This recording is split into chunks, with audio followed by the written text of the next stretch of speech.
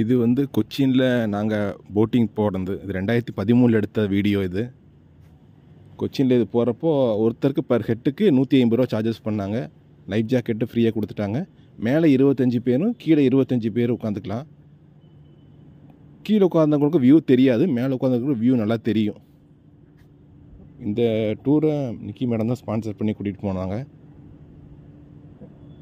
இது 1 hour travel வரும். ஏற்ற நேரத்துலேயே திருப்பி வந்து இறக்கி விட்டுருவாங்க. காப்பிரைட் ஸ்ட்ரைக்குனால பாட்டு எதுவும் போட முடியல. உள்ள டிஜே பாட்டு போட்டுகிட்டே இருக்கும். நம்ம அந்த மாதிரி போட் ஏய் இங்கே மூஞ்சி காட்டு. ஸ்னேக்